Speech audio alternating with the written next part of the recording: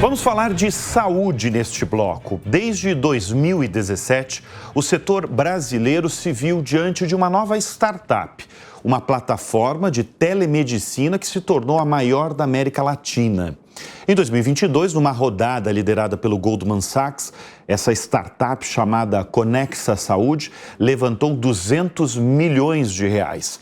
Em dezembro recente, a Vivo anunciou outro investimento de 25 milhões de reais na Conexa, isso depois de ocorrer uma fusão aí da empresa com uma outra startup do mesmo setor de terapia online, a ZenClub. Nossos convidados do Show Business neste bloco são Guilherme Weigert, que é CEO e cofundador da Conexa Saúde, e a Maria Barreto, CRO da ZenClub. Brigadíssimo pela presença de vocês no nosso estúdio. Primeira vez que a gente recebe dois aqui no estúdio do Show Business. Por isso, a gente fica honrado de quebrar aí, de certa forma, a questão de convidados aqui no Show Business, porque sempre tem um aqui ao meu lado. Vou começar com você, Guilherme. O setor de saúde, ele é considerado atrasado, tá? Quando se fala em inovação. Eu vou citar só um exemplo. O setor financeiro. O setor financeiro está anos-luz aí na frente. Quando se fala em inovação, o Brasil virou uma fábrica de bancos digitais, uma fábrica de fintechs. E quando eu falo com muita gente do setor de inovação, eu falo que assim, saúde tem muito a evoluir. Por quê? Legal, Bruno. Obrigado pelo convite, estar aqui, né? E privilégio estar em dois aqui, né? Estamos estreando aqui uma nova tendência, né? Vamos ver. Cara, então assim, acho que muito legal você falar isso do setor atrasado, porque tem algumas causas clássicas que a gente fala aqui. Primeiro, é um setor muito regulado, assim como o banco, mas ele é não só regulado, mas tem um tradicionalismo muito grande se a gente está falando de vidas, né? No final do dia, o quanto que o médico, pensa o seguinte, que legal, quando você aprende na faculdade, o quanto que o médico está tomando risco de vida, né? Ele foi sempre averso a risco, porque ele está lidando com vidas, com pessoas. Então, acho que é o primeiro ponto, vem a raiz da educação. A educação médica sempre foi uma educação em que cuidado com o erro, porque o erro pode comprometer uma vida. Acho que esse é o primeiro ponto. O segundo ponto, além da regulação, que desafia muito a tecnologia, a gente tem uma dificuldade grande de inovação em tecnologia nesse setor, está muito atrasado. Então, você ainda tem vários prontuários que são prontuários físicos, presenciais. Então, a gente carece muito ainda da digitalização dessa jornada do usuário. Vamos combinar também que é um setor muito fragmentado. Diferente dos bancos, né? Você vai nomear 5 bancos que dominam o mercado. E no setor de saúde? Quantos hospitais existem no Brasil? Quantas clínicas? Quantos laboratórios? Olha a quantidade diversa de soluções de saúde para resolver o problema do paciente. Então, ele é super fragmentado. Então, dito isso, você cria uma conjuntura muito mais difícil de inovar. Mas a gente tem muita esperança, a gente tem visto, né, que o comportamento em outros mercados vai contaminar. É questão porque, no final do dia, o usuário quer. O usuário quer facilidade, o usuário quer melhoria. Simplicidade. Simplicidade. Então, assim, é claro que quem vai comandar essa mudança vai ser o usuário final, é o paciente, é quem usa o serviço de saúde. Não, e sabe o que eu lembrei também quando eu fiz essa pergunta? Porque a Amazon, quando comprou aquela plataforma nos Estados Unidos, a One Medical, né, por quase 4 bilhões de dólares, ela usou na justificativa o setor de saúde é um dos setores que mais precisa se reinventar no mundo. Isso me chamou muito a atenção, realmente. Deixa eu trazer a Maria para a roda. Maria, a ZenClub é uma startup de terapia online, né? Cuida muito de saúde mental das pessoas. E me chamou muito a atenção numa entrevista que a Lívia Chanes, a CEO, a nova CEO do Nubank, do Banco Digital, ela esteve aí nessa cadeira e quando eu perguntei sobre preocupações com os funcionários, o Nubank tem 6 mil funcionários, né? Sabe o que ela respondeu para mim? A minha maior preocupação é com duas coisas, saúde mental, e ela fala também de inteligência emocional dos funcionários. É um exército de 6 mil funcionários e a maior parte é jovem que está trabalhando lá dentro.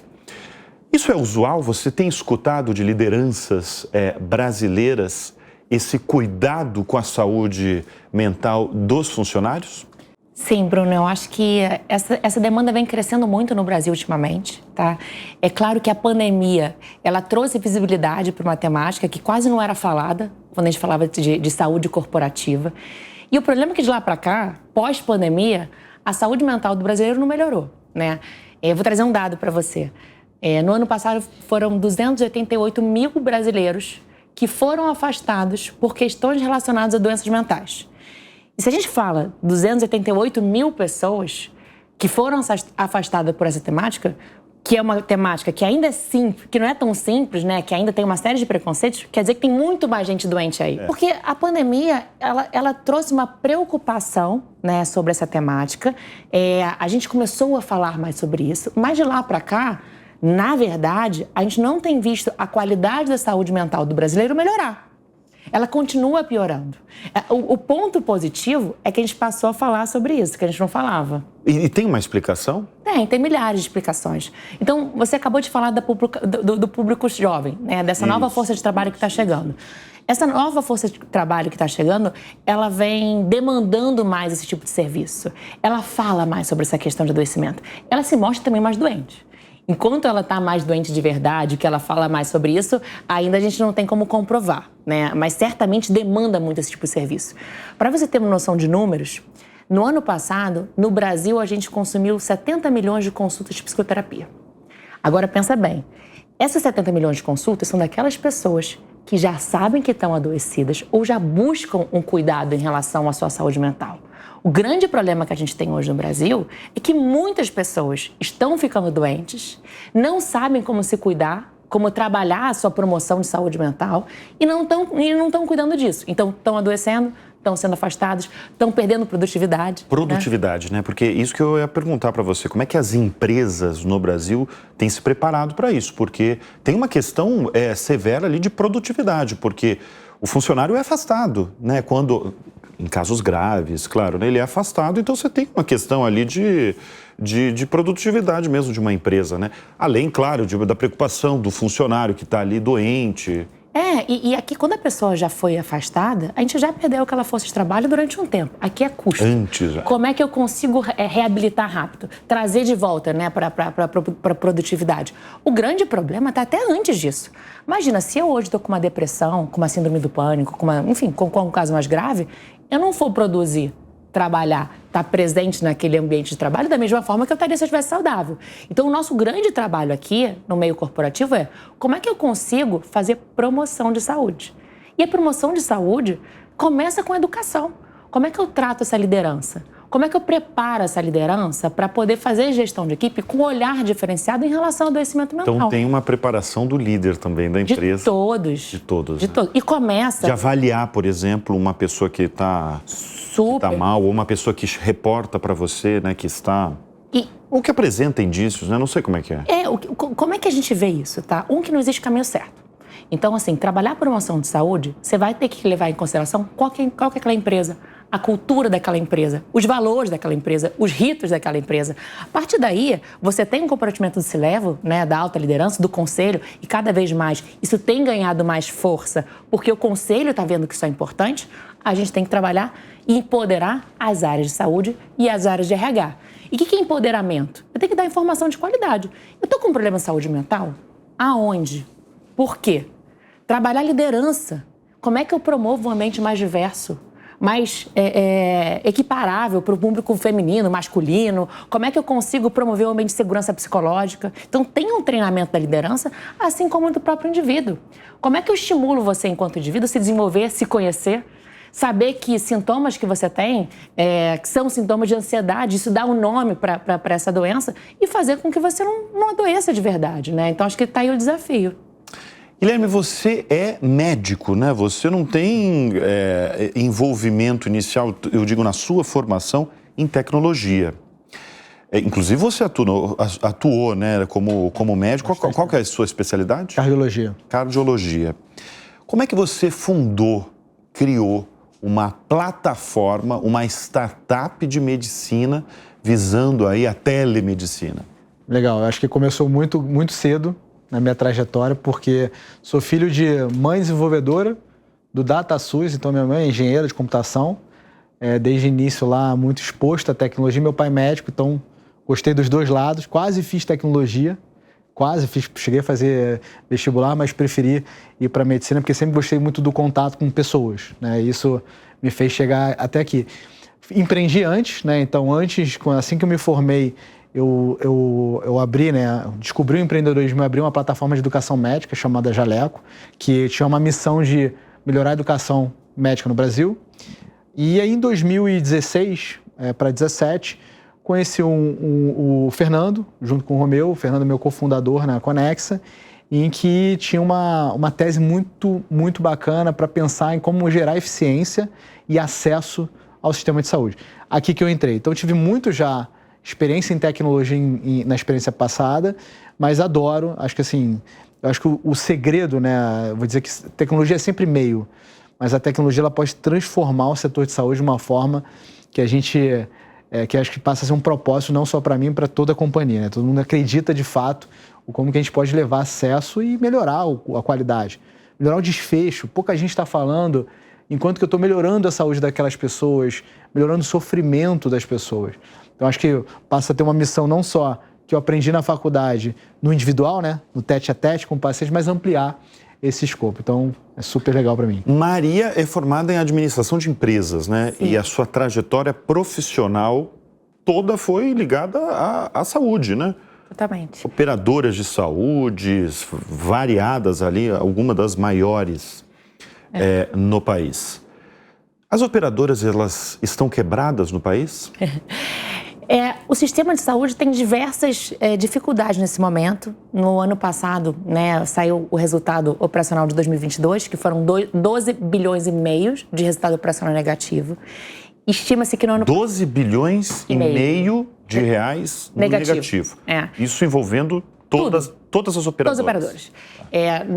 No ano passado ainda não saiu esse resultado, mas estima-se que esse gap tenha melhorado, mas ainda seja mais ou menos 5 bilhões negativo. Então, assim, não é que estão todas quebradas, mas é um setor que passa por diversas dificuldades. E como o Guilherme falou, eu estava escutando, acho que muitas coisas do que nos une é o seguinte: além das operadoras estarem com diversas dificuldades, né? Então, para trazer resultado operacional positivo, a gente vê hoje no Brasil só 50 milhões de pessoas com acesso a plano de saúde. Então, 75% da população não tem plano de saúde. E o grande ponto é, quem não tem, quer ter, né? Então, como é que você tem um produto que é tão desejado como o plano de saúde e ele só perde para casa própria em relação ao desejo do brasileiro e as pessoas simplesmente não conseguem acessar porque é caro? Então, o grande problema da saúde no Brasil hoje é que, ano após ano, os custos aumentam mais de 20%. Então, se você tinha o seu plano de saúde e ano passado ele custava R$100, esse ano ele vai custar R$120. Então, a população, as empresas estão perdendo a possibilidade de utilizar plano de saúde, né, hoje, de forma geral, e o brasileiro quer muito. Então, a disrupção, né, empresas como a nossa estão aqui tentando equilibrar essa conta, né, que eu acho que é super relevante. Agora, uma das coisas que eu mais tenho escutado de profissionais do setor é a questão da fraude, que é algo crescente no setor todo. São vários tipos de fraude que têm acontecido, que têm atingido as operadoras e é uma coisa crescente que está aumentando esse rombo e esse prejuízo que você acabou de suscitar de mais de 12 bilhões de reais em um ano. Como é que as operadoras elas estão enfrentando essas fraudes? E eu queria até que você comentasse, assim, que vocês comentassem, porque vocês estão diretamente ligados no setor, quais são as fraudes mais recorrentes atualmente? Então, esse é um tema que cada vez mais está em foco, porque a digitalização da informação, fraude é um comportamento, né? É um comportamento fraudulento, né? Em que seja vindo de um profissional de saúde, seja de um usuário, do beneficiário ao plano, seja dos dois juntos. Então, é o prestador ou o usuário que está fazendo a fraude, ou os dois juntos. E o que a gente percebe é que a gente agora começa a ver comportamentos cada vez mais visíveis de fraude. Então, a gente tem fraude, por exemplo, mais comum do usuário que tem a carteirinha do plano e que empresta para o amigo, para o familiar, que não tem acesso ao plano. Essa é a fraude mais comum que a gente vê hoje. Mas como é que ele consegue? Porque está no meu nome, né? Está no nome, mas olha como é que é frágil o controle dentro de um hospital, dentro de uma clínica, dentro de um profissional. Porque ele está com a minha outra identificação, outra identidade? Ele pode levar. Ele pode levar. Ele pode levar. Você fica... Quem que checa essa identidade? Entendi. Então, assim, né, será que a secretária do consultório está suficientemente incentivada a detectar isso? Será que ela checa? Então, existe um problema de dificuldade de verificação da identidade. Sim. Né? Então, esse é o primeiro ponto. Então, é muito sujeito a falhas. Tem o segundo ponto, que é a fraude do reembolso. Essa eu tenho escutado muito até. Esse primeiro caso que você falou, eu nunca escutei. Mas o do reembolso, eu escuto assim, com muita frequência, inclusive. A fraude do reembolso é uma fraude cada vez mais comum, principalmente nas seguradoras que dão acesso ao reembolso, em que o profissional ou o usuário final estão tentando, de fato, se beneficiar desse benefício para uso impróprio. Então, exemplo, eu vou ir lá, e é muito comum, e se você perguntar para o usuário final que está lá na ponta, ele não reconhece como uma fraude. Ele não reconhece. Ele acha comum? Ele acha que como ele vê um comportamento aceitável de outras pessoas fazendo, que, de novo, gente, plano de saúde é regulado, é para acesso à saúde, problemas de saúde. E aí você vai lá e você pega, por exemplo, pede para uma consulta de R$800, por exemplo. Você fala, você me dá nota fracionada? O que é nota fracionada? Eu vou falar que eu fiz 2 atendimentos de 400 e vou tentar receber o reembolso de 400. Porque se de 800 eu tenho um teto, então não vou receber. Então ele se usa desse artifício. Sabe o outro que é muito comum? Procedimentos não cobertos pelo plano, estéticos. Então vai lá, por exemplo, num dermatologista, faz um botox, uma cirurgia plástica. Sim. E fala, olha, você emite isso aqui como uma consulta?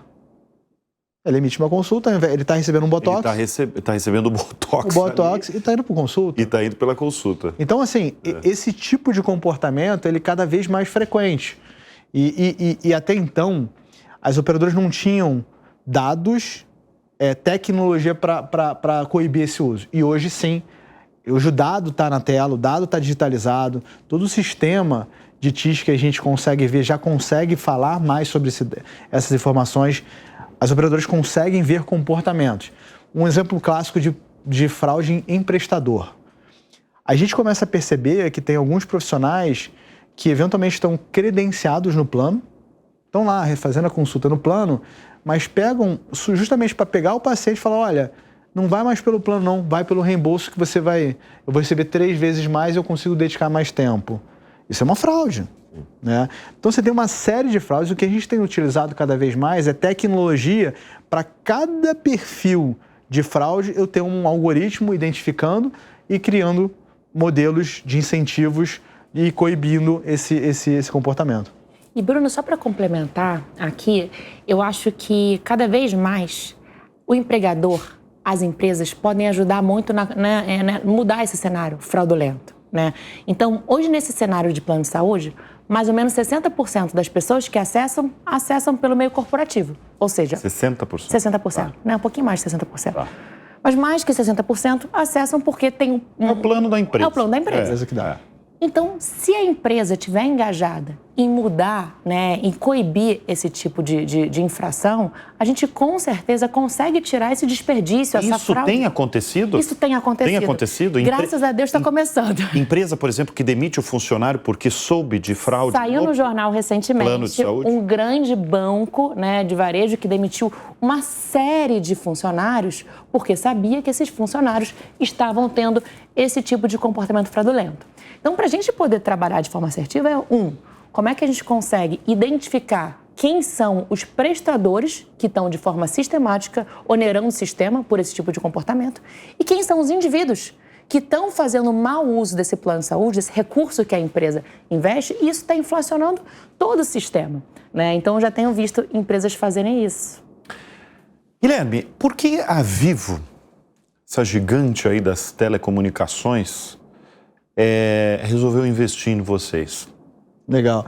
A Vivo, acho que é uma marca super reconhecida, tem um canal, tem uma distribuição muito grande, então tem mais 100 milhões de usuários, e ela tem uma tese que é muito legal, que é a tese de saúde. Ela, de fato, acredita que ela pode levar acesso à saúde por meio dos seus canais que ela já tem, do relacionamento que ela tem.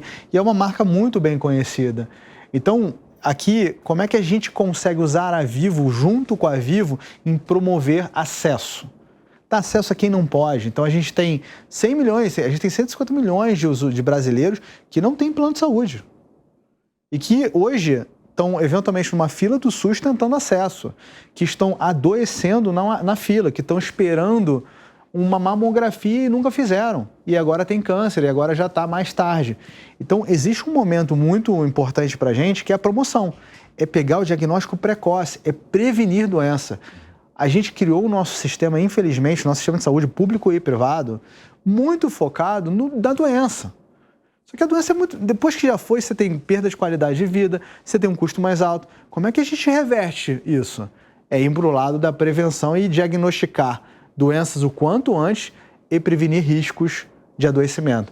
Então, a Vivo entende, e ela tem já uma área, um produto de saúde, em que ela dá acesso à saúde para os seus clientes. E a gente, foi super legal saber que eles tinham o mesmo propósito que a gente, de democratização, e junto a gente está galgando aí esse crescimento junto com a Vivo nessa população super carente.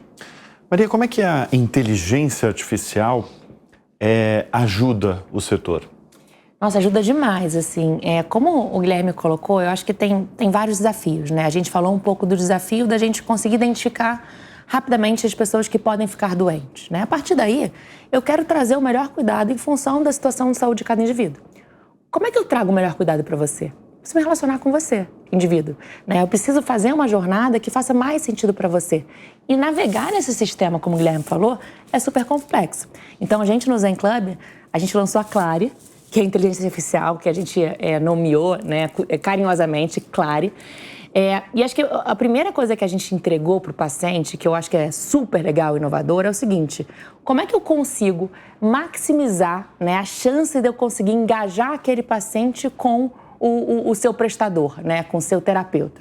A partir daí, como é que eu consigo trazer informação, conversar naturalmente, né, com esse usuário, que o filtro de uma busca não poderia chegar, né? Então, a Clary, ela é basicamente um assistente virtual, né, de saúde, que conhece essa pessoa, que conversa com essa pessoa, que traz o profissional de forma mais assertiva do que um filtro simples, né? Que traz um conteúdo, por exemplo, pertinente naquele momento que aquela pessoa está passando por uma crise de ansiedade. Então, eu acho que tem essa parte de gerar valor para o paciente e, principalmente, como é que eu consigo auxiliar os prestadores para dar um melhor cuidado para aquele indivíduo? E dar um melhor cuidado, muitas vezes, significa garantir que aquele tempo de consulta seja amplamente utilizado com foco, né, de cuidar do paciente. Tirar atividades burocráticas e administrativas que hoje ele faz, porque ele tem que fazer, e a inteligência artificial pode ajudar ele. Por exemplo, vou reagendar todos os meus pacientes porque eu vou tirar férias. É uma atividade que, em determinado momento, aquele prestador tem que parar para poder fazer isso e não está cuidando do paciente. Ou, através da consulta, eu já escrever tudo o que aconteceu naquela consulta e preencher o prontuário de forma automática, tendo em vista que parte considerável do tempo de consulta, aquele prestador tem que parar para poder preencher. Então, acho que a IA vem gerar muito valor, seja para o usuário final ou seja para os prestadores. Tem um ponto legal. A capacidade que a AI tem de gerar insights e alertas para o profissional. Lembra que o profissional está com um volume enorme de pacientes. Nem sempre ele vai estar capturando a nuance daquele caso clínico e como é que a AI pode ajudar na tomada de decisão. Olha, tem pacientes aqui que eram super graves e não voltaram. Vamos fazer o contato com eles? Olha a proatividade do cuidado e a melhora do cuidado que você pode dar para esse usuário. Então, assim, é disruptivo. Eu acho que consegue fazer, quase que ajuda a gente dar um acesso super personalizado para quem jamais teria capacidade de pagar por isso. Então é incrível como que a AI pode trazer eficiência e qualidade para o sistema de saúde. Uma vez eu conversei aqui na Jovem Pan com um alto executivo de um grande hospital de São Paulo e ele me contou que o ideal e que ele vê como futuro é que os hospitais nas grandes cidades principalmente, diminuam e que o ideal seria você pensar em prevenção de saúde. Algo que nos Estados Unidos é levado muito a sério, né? A One Medical era uma plataforma ali muito focada ali na prevenção, para você remediar o máximo da gente ir para o hospital, para prevenir, para evitar ao máximo o hospital. A gente está longe, a nossa realidade brasileira, a gente está longe disso? Eu acho que a gente está longe, mas tem soluções. Né? Tem solução. Tem solução. Eu acho que o primeiro ponto é, sim, a atenção primária, o cuidado primário, ele deveria prevenir para que eu não chegue doente num hospital. Esse é o primeiro ponto. Então, sim, a gente consegue mudar o substrato orgânico da doença.